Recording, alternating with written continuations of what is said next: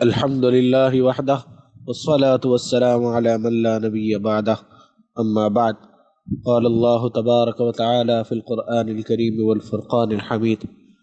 والذين يكنزون الذهب والفضة ولا ينفقونها في سبيل الله فبشرهم بعذاب أليم. صدق الله العظيم. اس آیت مبارکہ سے ہمیں معلوم ہوتا ہے کہ اگر ہم نے زکوٰۃ ادا نہ کی اپنے مال پر جبکہ ہمارے اوپر وہ مال موجود تھا تو یہ ایک ایسی غلطی ہے، ایسی کوتاہی ہے جو اللہ رب العزت کے عذاب کو دعوت دینے والی ہے۔ اسی طریقے سے اللہ جل جلالہ نے جہاں قرآن کریم میں نماز کی فرضیت کا حکم دیا ہے وہیں پر زکوٰۃ کی فرضیت کا بھی حکم دیا ہے۔ فرماتے ہیں اللہ جل جلالہ بسم اللہ الرحمن الرحیم اقیموا الصلاۃ وآتوا الزکاۃ، کہ نماز بھی قائم کرو اور زکوٰۃ بھی ادا کرو۔ تو زکوٰۃ ایک انتہائی اہمیت کا حامل موضوع ہے، اور ویسے تو زکوٰۃ پورا سال میں کسی بھی وقت ادا کی جا سکتی ہے، لیکن حدیث مبارکہ کے حکم کے زکوٰۃ جو ہے کی بنیاد پر ہم زکوٰۃ رمضان میں زیادہ تر ادا کرتے ہیں، اور وہ حکم یہ ہے کہ اگر زکوٰۃ رمضان کے اندر نفل عبادت کی جائے تو اس کا حکم فرض نماز کے برابر، اور فرض عبادت کی جائے تو اس کا ثواب 70 گنا بڑھ جاتا ہے۔ تو اس بنیاد پر عام طور پر ہم لوگ زکوٰۃ کی ادائیگی رمضان میں کرتے ہیں، اگرچہ رمضان میں براہ راست زکوٰۃ ادا کرنے کا حکم تو نہیں ہے، بلکہ ترغیب ضرور لیکن اس حدیث مبارکہ کی بنیاد پر ترغیب ضرور مل جاتی ہے۔ اب ہم کچھ قرآن کریم کی آیات اور احادیث مبارکہ کو سمجھ لیتے ہیں۔ قرآن کریم میں اللہ جل جلالہ سورہ اعراف کی آیت نمبر 156 میں ارشاد فرماتے ہیں بسم اللہ الرحمن الرحیم ورحمتی وسعت کل شیء فساکتبها للذین یتقون ویؤتون الزکاۃ والذین هم بآیاتنا یؤمنون، اور میری رحمت تمام چیزوں کو شامل ہے، اس لیے میں ان لوگوں کے لیے رحمت کا فیصلہ کروں گا جو تقوی اختیار کرتے ہیں، زکوٰۃ ادا کرتے ہیں اور ہماری باتوں پر یقین رکھتے ہیں۔ معلوم ہوا کہ زکوٰۃ کی ادائیگی اللہ تعالیٰ کی رحمت کو اپنی طرف متوجہ کرنے والی چیز ہے، لہٰذا اگر کوئی انسان زکوٰۃ کی ادائیگی کا اہتمام کر لے تو انشاءاللہ العزیز اللہ تعالیٰ کی رحمت سے کبھی بھی مایوس نہیں ہوگا، بلکہ اللہ تعالیٰ کی رحمت کے سائے میں رہے گا ہمیشہ۔ آگے اللہ کے نبی صلی اللہ علیہ وسلم کے 2 فرمان آپ کے سامنے رکھے ہیں۔ پہلا فرمان یہ ہے کہ تمہارے اسلام کی تکمیل اس میں ہے کہ تم اپنے مال کی زکوٰۃ ادا کرو، یعنی اگر کوئی انسان مال کی زکوٰۃ ادا کر دے تو اس کا اسلام مکمل ہونے کی طرف چلا جاتا ہے، یعنی اس کو اسلام مکمل ہو جاتا ہے اگر وہ زکوٰۃ ادا کرے۔ اسی طریقے سے ارشاد ہے کہ جو اللہ اور اس کے رسول صلی اللہ علیہ وسلم پر ایمان رکھتا ہو اس پر لازم ہے کہ وہ اپنے مال کی زکوٰۃ ادا کرے۔ معجم کبیر کی اس آیت اس حدیث مبارکہ سے بالکل صراحتاً معلوم ہوتا ہے کہ ہر وہ انسان جو مسلمان ہو یا اس کے رسول صلی اللہ علیہ وسلم پر ایمان لاتا ہو، اس کو اپنے مال کی زکوٰۃ ادا کرنا لازم ہے۔ آگے حضور صلی اللہ علیہ وسلم نے کا ارشاد مبارک ہے کہ اپنے مال کی زکوٰۃ نکالو کہ وہ پاک کرنے والی ہے، اور جب زکوٰۃ نکلے گی تو وہ زکوٰۃ تمہیں پاک کر دے گی۔ نہ صرف یہ کہ وہ مال کو پاک کرنے والی ہوتی ہے بلکہ انسان کو بھی پاک کرنے والی ہوتی ہے، یعنی اس کے گناہوں کا کفارہ ہو سکتا ہے، اس کو اللہ تعالیٰ کی رضا حاصل ہو سکتی ہے، اور اس کے نتیجے میں ایک پاکی کا درجہ حاصل ہو سکتا ہے، اور اسی طریقے سے مال کی پاکی بھی حاصل ہوتی ہے۔ اللہ تعالیٰ اس کو اگر کوئی انسان زکوٰۃ کو صحیح طریقے سے ادا کر دے تو اس کا مال جو ہے وہ پاک ہو جاتا ہے، جیسے کہ حضور صلی اللہ علیہ وسلم کے اس فرمان مبارک سے معلوم ہوتا ہے۔ قرآن کریم میں سورہ سبا کے اندر اللہ رب العزت ارشاد فرماتے ہیں بسم اللہ الرحمن الرحیم وما انفقتم من شیء فهو یخلفه وهو خیر الرازقین، اللہ کے راستے میں تم جو کچھ بھی خرچ کرو گے اللہ اس کی جگہ اور چیز دے دے گا، اور اللہ ہی بہترین روزی دینے والے۔ یعنی لوگوں کے ذہن میں اگر کوئی غلط فہمی ہے کہ زکوٰۃ ادا کرنے سے مال کم ہو جائے گا تو ایسا نہیں ہے، بلکہ اگر کوئی انسان زکوٰۃ ادا کرے گا تو اللہ تعالیٰ اس کو اور عطا فرمائیں گے۔ یہاں اس سے معلوم ہوتا ہے کہ اللہ تعالیٰ اس کو اور عطا فرمائیں گے۔ فَهُوَ يُخْلِفُ، وہ اللہ تعالیٰ کو آپ اللہ کی راہ میں خرچ کریں اللہ تعالیٰ اور عطا فرما دیں گے، اور اللہ تعالیٰ ہی بہترین روزی دینے والے۔ حضور صلی اللہ علیہ وسلم کو ایک اور ارشاد مبارک ہے کہ جس نے اپنے مال کی زکوٰۃ ادا کر دی یقیناً اللہ تعالیٰ نے اس سے شر کو دور کر دیا۔ یعنی اگر کوئی انسان یہ چاہتا ہے کہ وہ اللہ کی رحمت کے ساتھ ساتھ شیطان کے شر سے بھی محفوظ ہو جائے، آفات و بلیات سے بھی محفوظ ہو جائے، تو اس کے لیے سب سے آسان ترین طریقہ یہ ہے کہ مال کی زکوٰۃ صحیح طریقے سے ادا کرے۔ اگر ہم غور کریں تو ہمیں ان ساری چیزوں سے جو ہم نے قرآن کریم کی آیات یا احادیث مبارکہ ابھی پڑھی ہیں، تو ان سے معلوم ہوتا ہے کہ زکوٰۃ ادا کرنا لازم ہے، اور زکوٰۃ ادا کرنے کے نتیجے میں اللہ تعالیٰ کی رحمت ہمیں حاصل ہوگی، اللہ تعالیٰ ہمارے مال میں برکتیں عطا فرمائیں گے، اللہ تعالیٰ مزید مال عطا فرمائیں گے، مال میں فراوانی ہوگی، اور اللہ تعالیٰ اس زکوٰۃ کی برکت سے ہمیں دیگر جو شرور ہیں، جو فتنے ہیں، جو آزمائشیں ہیں، اللہ تعالیٰ ان سے حفاظت فرمائیں گے۔ تو اگرچہ اللہ تعالیٰ نے ہم پر زکوٰۃ کی ادائیگی فرض قرار دی ہے قرآن کریم کے فرمان میں، احادیث مبارکہ میں، لیکن صرف یہ ادائیگی کرنے کے نتیجے میں اللہ تعالیٰ ہمیں کچھ ایسے نعمتیں عطا فرما دیں گے جو اللہ تعالیٰ کی رحمت ہی کی وجہ سے ہیں۔ یقیناً انسان کو ڈیوٹی کرنے کے نتیجے میں مزید بینیفٹس حاصل نہیں ہوتے،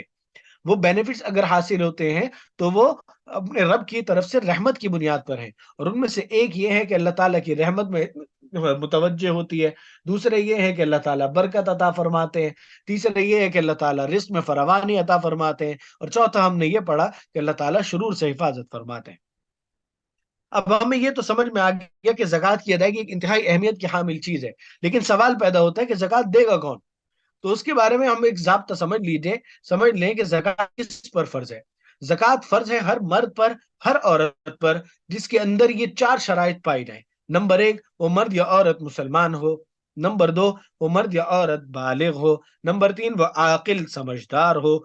مسلمان ہو، اور نمبر 4، وہ صاحب نصاب ہو۔ مسلمان ہونے کا مطلب یہ ہے کہ وہ غیر مسلم نہیں ہونا چاہیے، یہ تو ہم سمجھتے ہیں۔ بالغ، اس سے معلوم ہوا کہ کسی نابالغ بچے کے اوپر زکوٰۃ فرض نہیں ہے۔ یعنی اگر کوئی چیز ایسی ہے جو کہ نابالغ کی ملکیت میں ہے تو اس پر زکوٰۃ نہیں ہوگی۔ البتہ اگر کوئی چیز نابالغ کی ملکیت میں ہو تو بالغ کے لیے اس کا استعمال جائز نہیں ہوتا، یہ ایک الگ بحث ہے۔ میں اس کے اوپر بھی آگے چل کر ایک مثال کے ذریعے سے ایک چیز واضح کرنے کی کوشش کروں گا کہ ہمارے ہاں اس میں کچھ غلطیاں بھی ہوتی ہیں، ان کو بھی ہم انشاءاللہ سمجھیں گے۔ نمبر 3، عاقل۔ عاقل کا مطلب یہ ہے کہ اگر وہ مجنون ہو یعنی پاگل ہو تو اس پر زکوٰۃ فرض نہیں ہوگی، لیکن اگر وہ مجنون نہیں ہے تو پھر اس پر زکوٰۃ کی ادائیگی لازم ہوگی۔ اور نمبر 4، صاحب نصاب ہو۔ صاحب نصاب ہونے کا کیا مطلب ہے، ہم اس کو سمجھ لیتے ہیں، اور وہ یہ ہے کہ زکوٰۃ عام طور پر 4 قسم کے مال کی ادا کی جاتی ہے۔ یہاں واضح رہے کہ اس میں بات ہو رہی ہے فرد واحد کی، کسی ادارے کی بات نہیں ہو رہی، کاروباری ادارے کی بات نہیں ہو رہی، بلکہ فرد واحد کی بات ہو رہی ہے۔ فرد واحد کے حوالے سے اگر دیکھا جائے تو زکوٰۃ جو ہے نا وہ 4 چیزوں پر فرض ہوتی ہے۔ ایک ہے سونا، ایک ہے چاندی، ایک ہے نقدی، اور ایک ہے مال تجارت۔ سونا چاہے وہ پہنتے ہو نہ پہنتے ہو، استعمال ہوتا ہو نہ ہوتا ہو، کسی بھی جگہ پر ہو، کسی کے بھی پاس رکھا ہوا ہو، جو مالک ہے وہ زکوٰۃ ادا کرے گا۔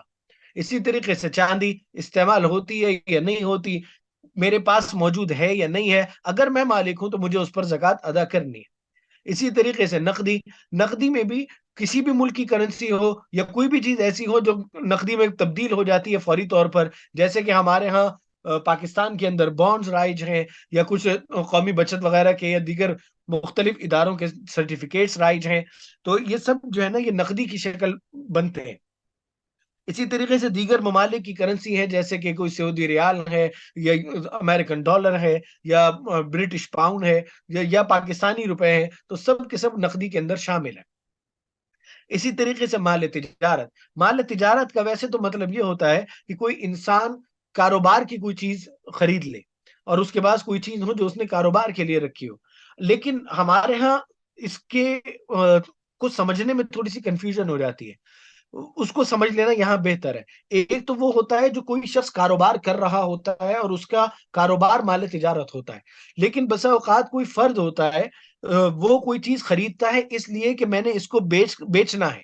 رکھ کر نفع نہیں کمانا، بلکہ اس کو بیچ کر نفع حاصل کرنا ہے۔ اب وہ بیچ کر رقم حاصل کرنا کبھی بھی ہو سکتا ہے، ابھی ہے، 2 مہینے بعد ہے، 6 مہینے بعد ہے، سال بعد ہے، جب بھی ہے، جس مرضی مقصد کے لیے ہو، اگر اس کا ارادہ بیچنے کا ہے تو وہ مال تجارت ہے۔ یعنی مال تجارت کا مطلب یہ ہوا کہ اگر کسی آدمی نے کوئی چیز خریدی یا حاصل کی اس ارادے سے کہ میں نے اس کو بیچنا ہے،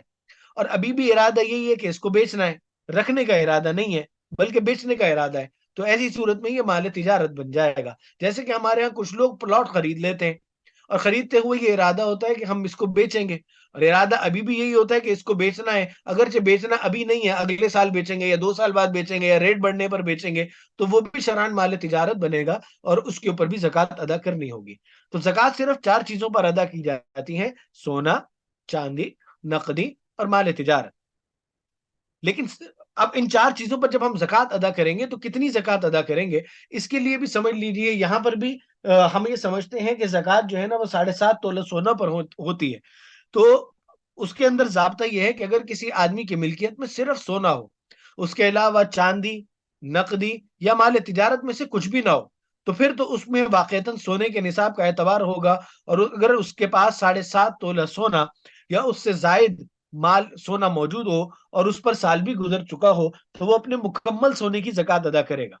صرف 7.5 تولے سونے سے زیادہ کی زکوٰۃ ادا نہیں کی جائے گی بلکہ مکمل کی ادا کی جائے گی۔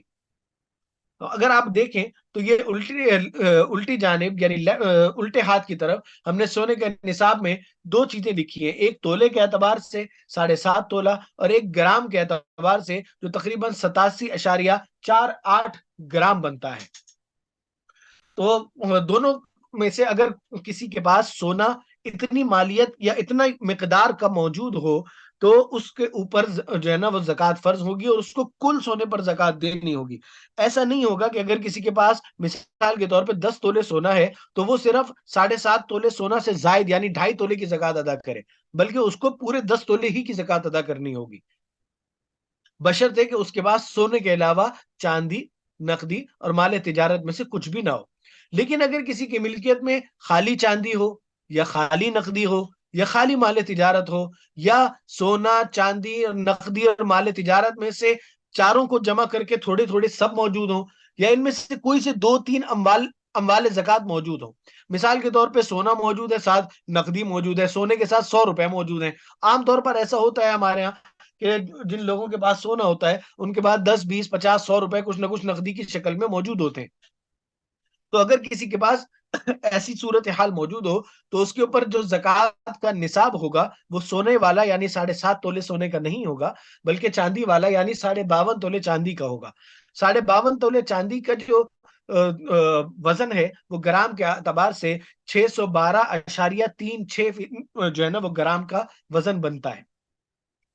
تو اگر کسی آدمی کے پاس سونے کے ساتھ چاندی موجود ہے یا خالی چاندی موجود ہے یا سونا اور نقدی موجود ہے یا خالی نقدی موجود ہے یا سونے کے ساتھ مال تجارت ہے یا خالی مال تجارت ہے یا نقدی اور مال تجارت ہے، یعنی ان 4 میں سے کوئی سی بھی 2 چیزیں موجود ہیں یا 3 چیزیں موجود ہیں یا 4 چیزیں موجود ہیں یا سونے کے علاوہ دیگر چیزیں موجود ہیں، تو پھر اس کو 52.5 تولے چاندی کا نصاب پورا کرنا پڑے گا۔ اس کے اندر بھی تھوڑی سی تفصیل ہے، وہ اس کو بھی میں آپ سے عرض کرتا ہوں، لیکن اس سے پہلے یہ سمجھ لیجئے کہ اس سال اسٹیٹ بینک آف پاکستان نے ہر سال اسٹیٹ بینک آف پاکستان رمضان کے شروع میں بسا اوقات کبھی 28 29 شعبان کو، کبھی 1 رمضان کو اسٹیٹ بینک آف پاکستان جو ہے وہ 52.5 تولے چاندی کی جو مالیت ہے وہ بیان کرتا ہے۔ اس سال اس نے تقریباً 1,35,189 روپے یعنی 135,179 PKR جو ہے نا وہ اس نے اس کا وزن اس کے مقدار بتایا کہ جس کے بعد اتنی مالیت ہوگی تو اس کا مطلب یہ ہے کہ اس کے پاس 52.5 تولے چاندی کا نصاب موجود ہے۔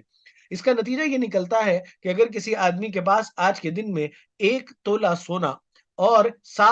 50 روپے ہے تو اس کے اوپر زکوٰۃ فرض ہو جائے گی، کیونکہ 1 تولہ سونا اور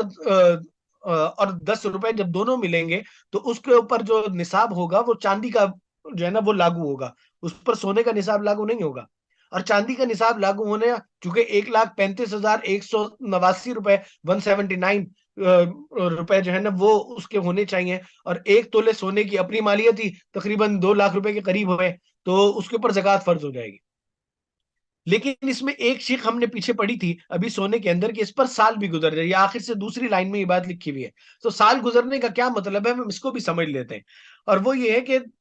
ضابطہ تو یہ ہے کہ زندگی میں جب سب سے پہلی بار جب کسی کی ملکیت میں چاندی کے نصاب کے برابر مال یا 7.5 تولہ سونا آ جائے، دونوں میں سے کوئی ایک آ جائے تو وہ صاحب نصاب بن جاتا ہے۔ اور اس تاریخ کو اس کو چاہیے کہ وہ چاند کے اعتبار سے تاریخ کو نوٹ کر لے، قمری تاریخ کو نوٹ کر لے، یعنی وہ دیکھ لے کہ اس دن قمری سال یعنی چاند کی کون سی تاریخ ہے اور اس تاریخ کو نوٹ کر لے۔ یہ تاریخ اس شخص کے لیے زکوٰۃ کے حساب کی تاریخ کے طور پر متعین ہو گئی ہے۔ اچھا، بسا اوقات ایسا ہوتا ہے کہ کسی کو وہ تاریخ یاد نہیں ہوتی، اس کو احساس ہی نہیں ہوا، پتہ ہی نہیں چلا، اس کو تاریخ یاد نہیں ہے، تو پھر وہ اب اپنے حساب سے کوئی تاریخ نوٹ کر لے تاکہ زکوٰۃ کا حساب کرنا ممکن ہو۔ پھر زکوٰۃ کے وجوب اور ادائیگی کے لیے یہ بھی ضروری ہے کہ زکوٰۃ ہمیشہ چاند کے اعتبار سے یعنی قمری اعتبار سے جو مہینے ہوتے ہیں ان کے حساب سے ادا کی جائے۔ اگر کسی کو قمری تاریخ یاد نہ ہو تو خوب غور و فکر کر کے کوئی قمری تاریخ متعین کر لینی چاہیے، اور تاکہ آئندہ اسی کے مطابق حساب کیا جا سکے۔ یاد رہے، میں نے پہلے بھی عرض کیا کہ قمری تاریخ کا اعتبار کیا جاتا ہے، شمسی تاریخ کا یعنی کہ دسمبر، جنوری، فروری وغیرہ کا اعتبار نہیں کیا جاتا، بلکہ محرم، صفر، رمضان، شعبان ان کا اعتبار کیا جاتا ہے۔ اگر کسی کے پاس اس تاریخ کو جو چاند کی تاریخ ہے، اس کے پاس ایک دفعہ صاحب نصاب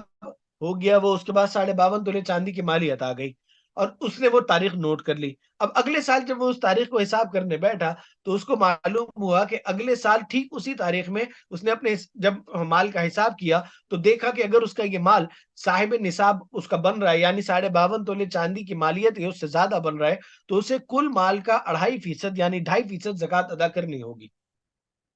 یعنی اس کا نتیجہ یہ نکلے گا کہ اگر فرض کر لیجئے کہ پچھلے سال اس کے پاس اتنا مال موجود تھا کہ وہ 52.5 تولے چاندی خریدنا چاہتا تو خرید لیتا، اور اس وقت بھی اس کے پاس اتنا مال موجود ہے کہ اگر وہ چاہے تو 52.5 تولے چاندی خرید لے، تو ایسی صورت میں اس کا مطلب یہ ہوا کہ وہ صاحب نصاب بھی ہیں اور اس پر ایک سال بھی گزر گیا ہے، اور اس کے کیونکہ اس نے زکوٰۃ کی کیلکولیشن ڈیٹس کے اعتبار سے پورا سال اس نے حساب کر لیا ہے، تو پہلے بھی تھا اور آج بھی ہے، تو اس کے اوپر چونکہ پورا سال بھی گزر گیا ہے اور نصاب بھی موجود ہے، تو اس کو اس پورے مال پر زکوٰۃ ادا کرنی ہوگی، اور وہ زکوٰۃ جو ہے نا وہ 2.5% ہوگی۔ 2.5% نکالنے کا سب سے آسان طریقہ یہ ہے کہ جو بھی رقم ہے اس کو ڈیوائڈڈ بائی 40 کر لیں، یعنی تقسیم کر لیں 40 پر، تو جو رقم بنے گی وہ زکوٰۃ کی ہوگی، کیونکہ وہ 2.5% بنے گی۔ یہاں پر ایک کنفیوژن یہ ہوتی ہے کہ کچھ لوگوں کے ذہن میں یہ خیال ہوتا ہے کہ سال گزرنے کا مطلب یہ ہے کہ اس تاریخ کو جو پہلی مرتبہ صاحب نصاب بنا تھا اور اس تاریخ کو جب اگلے سال اس نے حساب کیا، دونوں تاریخوں میں جو کچھ اس کے پاس موجود ہے اس پر زکوٰۃ ادا کی جائے گی۔ اگر بیچ میں مثلا فرض کر لیجئے کہ ایک آدمی کی زکوٰۃ کی تاریخ ہے 15 شعبان، اور وہ 15 شعبان کو حساب کرتا ہے، اب 15 شعبان کو جب اس نے حساب کیا پہلی مرتبہ تو اس کے پاس 2 تولے سونا تھا، اور اس کے بعد اس نے محرم میں مثال کے طور پر اس کو مزید 1 تولہ سونا اس کو کہیں سے حاصل ہو گیا، اس نے خرید لیا۔ اب اگلے سال جب وہ زکوٰۃ کا حساب کرنے جائے گا 15 شعبان کو، تو وہ 2 تولے پر زکوٰۃ دے گا کہ 3 تولے پر زکوٰۃ دے گا؟ یہ بھی کنفیوژن ہوتی ہے، اس کو بھی سمجھ لیجئے۔ اور وہ یہ ہے کہ جس تاریخ کو کوئی شخص صاحب نصاب بنتا ہے اس کے 1 سال بعد زکوٰۃ دی جاتی ہے، اور اس 1 سال کے گزرنے کا مطلب یہ ہے کہ اس پہلی تاریخ اور 1 سال کے بعد والی تاریخ میں مال نصاب کے بقدر اس شخص کی ملکیت میں رہے۔ ان دونوں تاریخوں کے درمیان میں مال میں جتنی بھی کمی بیشی ہوتی رہی ہے اس سے کچھ اثر نہیں پڑتا، اور اسی طریقے سے مال کے ہر جز پر سال کا گزرنا بھی شرط نہیں ہوتا، یعنی یہ کوئی ضروری نہیں ہے کہ ہر چیز پر علیحدہ علیحدہ سال گزرے، بلکہ صرف زکوٰۃ کے ہی تاریخوں کا اعتبار کیا جائے گا۔ اب اس کا حساب اس طرح بنے گا کہ اگر فرض کر لیجئے کہ 1444 کے اندر 15 شعبان کو کسی آدمی کے پاس 2 تولے سونا موجود تھا، اور اس کے ساتھ اس کے پاس مثال کے طور پہ 1000 روپے موجود تھے، اور ان دونوں کو جمع کرنے سے 52.5 تولے چاندی کا نصاب اس کے پاس ہو رہا تھا، تو اس کو زکوٰۃ فرض ہو گئی، اس کو صاحب نصاب ہو گیا، اس نے وہ تاریخ نوٹ کر لی۔ اور اس کے بعد اس کو کہیں سے 2 تولے سونا اور ملا 2 4 6 مہینے کے بعد، لیکن اگلے سال جب 15 شعبان آئی یعنی 15 شعبان 1445، تو اس کے پاس 52.5 تولے چاندی کا مال اس کے پاس پھر موجود ہے، لیکن فرق یہ ہے کہ پچھلے سال کا 2 تولے سونا جو 15 شعبان کو تھا وہ بھی موجود ہے، اور ساتھ 6 مہینے بعد آنے والا 2 تولہ سونا بھی موجود ہے، یعنی رقم سونا بڑھ کر 2 کے بجائے 4 تولے ہو گیا، اور 2 تولے اس میں سے ایسا ہے جس پر اس کو حقیقت میں سال گزرا ہے، اور 2 تولے ایسا ہے جس میں جو درمیان سال میں اس کے پاس آیا ہے، اور ساتھ اس کے بعد فرض کر لیتے ہیں کہ 100 ہی روپے موجود ہیں جو کہ پچھلے سال بھی موجود تھے، تو اس صورت میں اس کو ٹوٹل جو 4 تولہ سونا ہے اس پورے پر زکات دینی ہوگی، کیونکہ اس کے ساتھ پیسے ملا کر 52.5 تولے چاندی کا نصاب ہو گیا ہے، اور ہر چیز پر علیحدہ علیحدہ سال گزرنا ضروری نہیں ہے، بلکہ یہ ضروری ہے کہ زکات واجب ہونے کے بعد اگلے سال اسی تاریخ کو نصاب کا مالک ہو۔ اگر نصاب باقی ہو تو زکات کی ادائیگی لازم ہوگی، ورنہ نہیں ہوگی۔ لہذا زکات کی ادائیگی کے لیے جو سال کی شرط ہے اس کا تعلق اس بات سے ہے کہ پہلی تاریخ، جس تاریخ کو حساب کیا جاتا ہے پہلی مرتبہ، اس کو اور دوسرے سال اس تاریخ کو مال موجود ہے یا نہیں، بیچ میں کم ہوا زیادہ ہوا اس سے کوئی فرق نہیں پڑے گا۔ امید ہے کہ اس تفصیل سے بات واضح ہو گئی ہوگی۔ یہاں پر یہ بھی واضح رہے کہ یہ ساری بحث چونکہ قمری اعتبار سے ہے، شمسی اعتبار سے نہیں ہے، لہذا اگر کسی آدمی کو قمری اعتبار سے زکوٰۃ کی تاریخ یاد نہ ہو تو اس کو زکوٰۃ کی تاریخ متعین کر لینی چاہیے خود سے، جیسے کہ پیچھے بھی ہم نے یہاں پر آخری دو جو لائنیں ہیں اس سلائیڈ کی، اس میں یہ بات واضح کر کے لکھی ہے۔ اب یہاں پر یہ سوال پیدا ہوتا ہے کہ چلیے ٹھیک ہے، ہمیں معلوم ہو گیا کہ زکات ہم نے حساب کرنا ہے، ہمیں 52.5 تولے چاندی کا نصاب ہو گیا، تو ہم نے دینی کس کو ہے؟ زکات دیں گے کس کو؟ مستحق زکات کا فیصلہ کیسے ہوگا؟ ہمارے یہاں اس میں بہت کنفیوژن ہوتی ہے، کبھی سمجھتے ہیں کہ کوئی بیمار ہے تو اس کو دے دیں، کبھی سمجھتے ہیں کہ بیوہ ہے تو اس کو دے دیں، کبھی سمجھتے ہیں کہ بے روزگار ہے تو اس کو دے دیں، کبھی ہم جو ہے نا کچھ سمجھتے ہیں کسی کے بارے میں، ہمیں کنفیوژن رہتی ہیں کیونکہ وضاحت نہیں ہوتی کہ زکات کس پر فرض ہوگی، کیونکہ یعنی کس کو دینی ہے، مستحق زکات کون ہے۔ تو اس کے لیے بڑا ایک آسان سا ضابطہ ہے، وہ سمجھ لیجیے، اور وہ یہ ہے کہ جس مرد اور عورت کی ملکیت میں سونا، چاندی، نقدی، مال تجارت اور حاجت اصلیہ یعنی ضرورت سے زائد، حاجت اصلیہ یعنی ضرورت سے زائد سامان اتنی مقدار میں نہ ہو جن کی مالیت 52 تولے چاندی یعنی تقریباً 613 گرام کی مالیت کو پہنچ جائے، نیز وہ سید بھی نہ ہو، تو وہ مستحق زکات ہے۔ اور وہ جب مستحق زکات ہے تو اس کو زکات اور صدقہ فطر کی رقم دے سکتے ہیں، ورنہ نہیں دے سکتے۔ اب ہم اگر ذرا سا غور کریں یہاں پر تو ہمیں ایک فرق سمجھ میں آئے گا، وہ یہ ہے کہ زکات کے فرض ہونے کے لیے ہم نے 4 قسم کے مال کا اعتبار کیا تھا: سونا، چاندی، نقدی اور مال تجارت، جبکہ یہاں پر ہم نے زکات کے مستحق کا فیصلہ کرنے کے لیے 5 چیزوں کو دیکھنا ہے: سونا، چاندی، نقدی، مال تجارت اور حاجت اصلیہ سے زائد سامان یعنی ضرورت سے زائد سامان۔ اس کا مطلب ہوتا ہے کہ ہر وہ چیز جو پورا سال استعمال نہیں ہوتی یا تفریح کے لیے رکھی ہوئی ہے، یعنی کھیل و تفریح کی، جیسے کہ مثال کے طور پہ کسی آدمی نے آلات موسیقی رکھے ہوئے ہیں، تو آلات موسیقی تو ظاہر ہے یہ ایک الگ بحث ہے کہ وہ رکھنا جائز ہے یا نہیں، فی الحال میں اس پر بات نہیں کر رہا، لیکن بہرحال وہ تفریح کے لیے ہوتے ہیں، اس کا مقصد کوئی عبادت نہیں ہوتا، کوئی ضرورت نہیں ہوتی بلکہ تفریح ہوتی ہے۔ یا کسی نے جو ہے نا وہ بیٹنگ کٹ رکھی ہوئی ہے، کرکٹ بیٹ کی، ہارڈ بال کی کٹ رکھی ہوئی ہے، تو ظاہر ہے کہ وہ بھی تفریح کا سامان ہے۔ یا ویڈیو گیمز رکھی ہوئی ہیں تو وہ بھی تفریح کا سامان ہے۔ تو وہ جو چیزیں جو ہے نا وہ ضرورت سے زائد شمار کی جاتی ہیں۔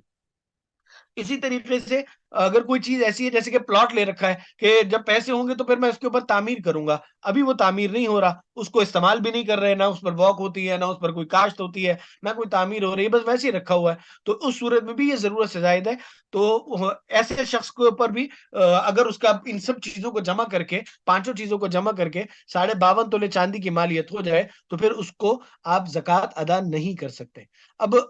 جب بھی زکوٰۃ دینی ہو تو یہ تحقیق کر لینی چاہیے کہ مستحق زکوٰۃ کون ہے۔ یہاں ایک بات یہ بھی ذہن میں رہے کہ قرآن کریم میں اللہ جل جلالہ نے خود بیان فرمایا ہے کہ زکوٰۃ دینی کس کو ہے۔ قرآن کریم میں سورہ توبہ کے اندر اللہ تعالیٰ نے زکوٰۃ کے مصارف بیان کیے، اور وہ 8 مصارف ہیں، اور وہ 8 کے 8 افراد ہیں۔ اللہ تعالیٰ نے زکوٰۃ کا جو مصرف بیان کیا ہے وہ افراد کو بیان کیا ہے، اداروں کو زکوٰۃ نہیں لگتی، اداروں کو زکوٰۃ نہیں دیتے آپ، مسجد کو زکوٰۃ نہیں لگتی، مدرسے کو زکوٰۃ نہیں لگتی، ہسپتالوں کو زکوٰۃ نہیں لگتی۔ ہاں اگر کسی مدرسے میں، کسی ہسپتال میں ایسا نظام موجود ہو کہ وہ لوگ زکوٰۃ وصول کر کے مستحق طلباء تک یا مستحق مریضوں تک یا مستحق افراد تک پہنچا دیتے ہیں، اور زکوٰۃ کا نظام ایسا ہے جو علماء کی زیر نگرانی ہے اور علماء کے بھی قابل اعتماد ہے، تو پھر آپ اس ادارے میں اس لیے زکوٰۃ دے سکتے ہیں تاکہ وہ مستحق طلباء یا مستحق افراد تک پہنچ جائے۔ لیکن بذات خود مدرسہ، مسجد، ادارے تعلیمی ادارے یا کیا نام ہے ہاسپٹلز وغیرہ، ان میں زکوٰۃ ادا نہیں ہوتی، کیونکہ وہ زکوٰۃ کا مصرف نہیں ہے۔ اگر کسی ادارے میں زکوٰۃ آپ نے ادا کرنی ہے، کسی بھی ادارے میں، چاہے وہ ہاسپٹل ہو چاہے مدرسہ ہو، تو آپ نے زکوٰۃ دیتے ہوئے اس چیز کا خیال رکھنا ہے کہ وہاں پر زکوٰۃ کا نظام ٹھیک ہو۔ یہ ایک عام حالات کے اعتبار سے بات ہو رہی ہے۔ تاہم اگر کوئی آدمی آج کل کے دور میں اپنی زکوٰۃ فلسطین بھیجنا چاہے تو یقیناً بہت اچھی بات ہے، زیادہ فائدہ ہے، وہاں ضرور بھیجیں۔ اور وہاں پر تو جو اس وقت صورتحال ہے، وہاں تو خوراک تک کے مسئلے بنے ہوئے ہیں، لوگوں کے لیے بڑے مسائل ہیں، تو وہاں ان کو زکوٰۃ دینے میں دینے کی گنجائش ہوگی، اور ایسے افراد کو زکوٰۃ دینا جو وہاں پہنچا دیں، ان کو زکوٰۃ دینے کی بھی گنجائش ہوگی۔ بلکہ میں ذاتی طور پہ یہ سمجھتا ہوں کہ وہاں زکوٰۃ دینا بہرحال بہتر ہے۔ اچھا جی، زکوٰۃ نکالنے کے لیے ہم ایک مددگار فارم ہم نے بنایا ہے، اس کو آپ دیکھ لیجئے، اس سے آپ کو بہت زیادہ آسانی ہو جائے گی۔ مثلا آپ اس کے اندر یہ دیکھ سکتے ہیں کہ زکوٰۃ کی ادائیگی کے لیے ہم نے ایک بڑا اصولی سا ضابطہ لکھا ہے یہاں پر، کہ آپ زکوٰۃ کی جو بھی سیدھے ہاتھ پر آپ دیکھیں تو جتنے بھی آپ کے ایسٹس ہیں جو آپ کے پاس موجود ہیں، آپ کے قابل وصول ہیں، ان سب کو یہاں شمار کر لیں گے۔ مثلا سونا ہے، چاندی ہے، نقدی ہے، بینک بیلنس ہے، کسی کو آپ نے ادھار یا امانت رقم دی ہے جو آپ کو واپس ملنی ہے، تو وہ آپ جو ہے نا وہ اس میں شامل کر لیں گے۔ اسی طریقے سے سیکیورٹی میں کوئی رقم دی ہوئی ہے کسی اسکول میں، کسی جگہ یعنی لا انفورسمنٹ اداروں کے پاس، یا جیسے کوئی آپ نے بجلی کا میٹر لگواتے ہوئے آپ نے رقم جمع کرائی ہے جو کہ قابل واپسی ہے، تو وہ آپ نے اس میں شامل کر لیں گے۔ کسی نے کوئی انشورنس پالیسی لے رکھی ہے، تکافل پالیسی لے رکھی ہے، اس میں رقم جمع شدہ ہے، تو وہ ہے۔ اسی طرح غیر ملکی کرنسی ہے، اس کا ریٹ لگایا جائے گا۔ بانڈز ہیں، مختلف سرٹیفکیٹس ہیں یا وصول شدہ پروویڈنٹ فنڈز ہیں، سامان سے تجارت ہے، تیار مال کا اسٹاک ہے، بیچنے کی نیت سے خریدی گئی دکان، مکان، پلاٹ، گاڑی، خام مال جس کی قیمت ادا کر دی گئی ہے، یہ ساری چیزیں آپ رائٹ سائڈ پر لکھ کر اس کا ٹوٹل کر لیں گے۔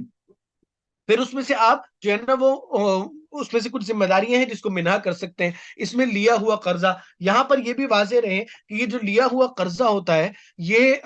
دو قسم کے ہوتے ہیں۔ بس اوقات کچھ قرضے ہم نے لیے ہوتے ہیں لوگوں سے، افراد سے، مثلا بھائی سے، بہن سے، رشتہ داروں سے، اور وہ ان کو واپس کرنا ہوتا ہے، وہ تو ٹھیک ہے، وہ اس میں شامل کر لیں گے۔ لیکن بسا اوقات کچھ لوگوں نے بینکوں سے گاڑی لی ہوئی ہوتی ہے یا گھر لیا ہوا ہوتا ہے یا کوئی اس قسم کی صورتیں ہوتی ہیں، تو اس کے اندر جو ہے نا وہ تفصیل مختلف ہے۔ تو اس کا حساب بہتر ہوگا کہ مفتیان کرام سے اپنی صورت بتا کر کہ میں نے فلاں چیز لی ہوئی ہے اور فلاں ادارے سے لی ہوئی ہے، یہ ضابطہ ہے، تو اس کا طریقہ کیا ہوگا وہ سمجھ لیا جائے۔ اسی طریقے سے بیوی کا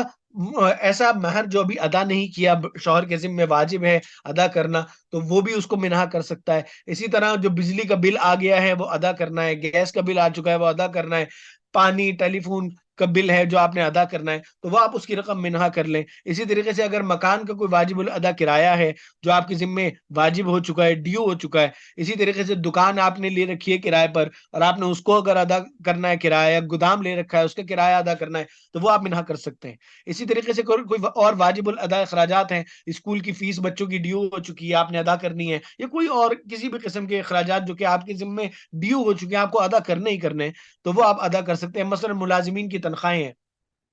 گھر کے ملازمین ہیں یا ادارے کے ملازمین ہیں، کاروبار کے ملازمین ہیں، اور آپ نے ان کی زکوٰۃ، ان کی تنخواہیں ادا کرنی ہے، تو وہ آپ منہا کر دیں گے اور اس کا ٹوٹل کر لیں گے۔ جب یہ دونوں قسم کے ٹوٹل آ جائیں گے تو آپ سب سے آخر میں ہم نے لکھا ہے کہ جب آپ سب چیزوں کے سامنے رقم کا خانہ پر کر لیں تو نمبر 2 کا جو ٹوٹل رقم ہے اس کو نمبر 1 کی ٹوٹل رقم سے منہا کر لیں۔ پھر جو رقم باقی بچے وہ اگر 52.5 تولے چاندی کی مالیت یا اس سے زیادہ ہے تو پھر اس میں زکوٰۃ یعنی 2.5% زکوٰۃ یعنی 40واں حصہ ادا کرنا ہوگا، جس کی سادہ سی مثال یہ ہے کہ 1 لاکھ روپے پہ 2,500 روپے آپ کو ادا کرنے ہوں گے۔ اس طریقے سے اس کا حساب کیا جا سکتا ہے۔ امید ہے کہ اس مختصر سی گفتگو میں چیزیں آپ کو کافی حد تک واضح ہو گئی ہوں گی۔ اگر کسی کے ذہن میں کوئی سوال ہے تو وہ پوچھ سکتے ہیں۔ دیکھیے اس میں جو آپ نے ذکر کیا اس میں عرض یہ ہے کہ جو آپ نے رقم ادا کر دی ہے کسی کو، مثلا قرضہ دیا ہوا ہے، تو اس کو معاف کرنے سے زکوٰۃ ادا نہیں ہوتی، کیونکہ زکوٰۃ کی ادائیگی کے لیے یہ ضروری ہے کہ جب آپ دے رہے ہیں تو اس وقت آپ نے زکوٰۃ کے ارادے سے دی ہو۔ اگر آپ نے قرضے کے ارادے سے دی تھی اور پھر اس کو معاف کر دیا تو چونکہ زکوٰۃ کا ارادہ نہیں تھا، اس لیے وہ زکوٰۃ ادا نہیں ہوگی۔ ہاں یہ ہو سکتا ہے کہ آپ پہلے ان سے لے لیں اور لے کر پھر ان کو آپ زکوٰۃ کے طور پہ دینا چاہیں تو دے دیں، بشرطے کہ وہ خود سید نہ ہو، چونکہ آپ نے ذکر کیا کہ آپ کے والد شاید سید نہیں ہے، والدہ سید ہے، تو آپ اپنی بہن کو پھر وہ زکوٰۃ دے سکتے ہیں، لیکن چونکہ بہن کے شوہر سید ہیں تو ان کو نہیں دے سکیں گے، بہن کو دے سکیں گے آپ۔ تو صدقے کے طور پر معاف کر دیں گی تو صدقے کا ثواب آپ کو ملے گا، یقیناً ملے گا، لیکن زکوٰۃ کے طور پر نہیں کر سکتے یہ کام۔ آپ نے کو چونکہ واپس ملنے کی امید نہیں ہے اس کی، تو آپ اس کو معاف کر دیں، اور معاف کرنے کے بعد پھر آپ جو ہے نا اس کے علاوہ باقی رقم پر زکوٰۃ ادا کر دیں۔ کہ پلاٹ جو کہ خریدا لیکن ابھی اس کی اقساط چل رہی ہیں تو اس کا کیا حکم ہوگا، پہلا سوال کسی نے پوچھا ہے، تو اس کے بارے میں عرض یہ ہے کہ دیکھنا پڑے گا کہ وہ پلاٹ کیسا ہے اور کس نوعیت کا ہے، یعنی وہ